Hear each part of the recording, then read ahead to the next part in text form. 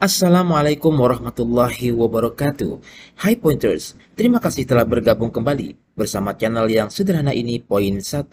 Semoga kita semua tetap dalam lindungan dan rahmat Allah Subhanahu wa taala. Amin. Amin ya rabbal alamin. Sahabat, ada sebuah pertanyaan. Kenapa malaikat enggan memasuki rumah seseorang? Jawabannya ada pada hadis sahih berikut ini. An Abi Talhah radhiyallahu anhu, anin Nabi sallallahu alaihi wasallam qala, la tadkhulul malaikatu baitan fihi kalbun wala suratun. Yang artinya, dari Abu Talhah radhiyallahu anhu, dari Nabi sallallahu alaihi wasallam beliau bersabda, malaikat tidak akan memasuki rumah yang di dalamnya ada anjing maupun lukisan. Hadis riwayat Bukhari. Berikut ini adalah beberapa penyebab serta ciri rumah yang tidak dimasuki malaikat. Yang pertama, memelihara anjing. Sebagai makhluk yang suci, malaikat sangat menyukai rumah yang bersih. Untuk itu, rumah yang kebersihannya tidak terjaga tentu saja akan dijauhi oleh malaikat. Salah satu faktor yang membuat sebuah rumah tidak suci adalah keberadaan anjing. Karena sebenarnya anjing memang dilarang untuk dipelihara oleh umat Islam, kecuali untuk alasan tertentu, seperti dimanfaatkan sebagai penjaga rumah. Salah satu alasannya adalah sebagai tindakan preventif. Jangan sampai ada najis di dalam rumah. Jika anjing sampai dibiarkan ada di dalam rumah, maka najis akan terbawa ke dalamnya, sehingga rumah menjadi tidak lagi suci alias kotor.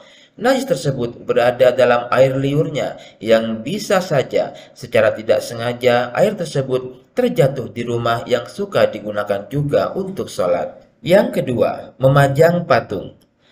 Ciri rumah yang tidak dimasuki malaikat selanjutnya adalah adanya pajangan patung di rumah tersebut.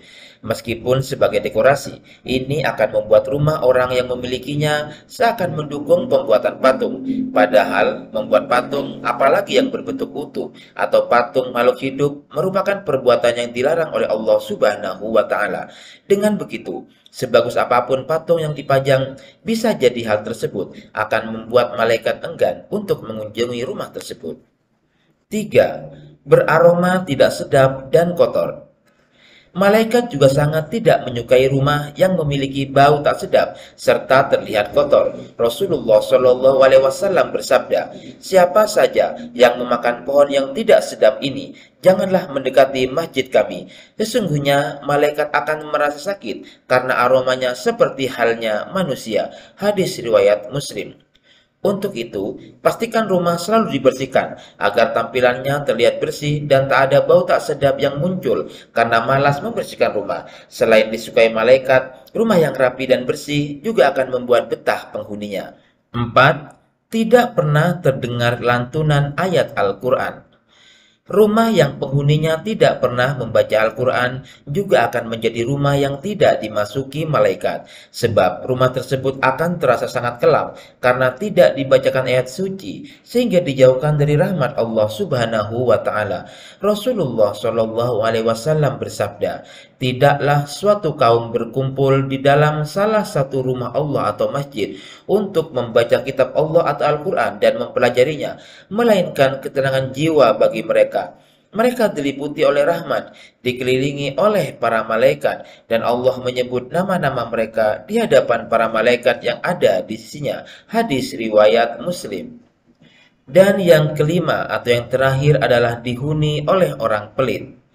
Malaikat tidak suka dengan orang yang tidak suka berbagi, karena Allah Subhanahu wa taala memiliki sifat Maha Pengasih dan mengecam perilaku pelit. Selain itu, Allah Subhanahu wa taala juga merupakan sumber rezeki bagi semua makhluknya yang memberi fasilitas hidup untuk semua manusia tanpa meminta balasan. Dengan kata lain, Allah Subhanahu wa taala sangat tidak suka dengan manusia yang menahan harta bagi orang yang membutuhkan. Jadi, jika Allah Subhanahu wa taala saja tidak menyukai orang yang pelit, begitu juga malaikat yang selalu patuh pada perintah Allah Subhanahu wa taala. Sahabat poin satu yang dirahmati Allah, terima kasih telah menonton video ini. Dukung terus kami dengan subscribe, like, dan share terus video ini agar kami tetap bersemangat menghadirkan video-video poin satu selanjutnya. Wabillahi taufik wal hidayah. Assalamualaikum warahmatullahi wabarakatuh.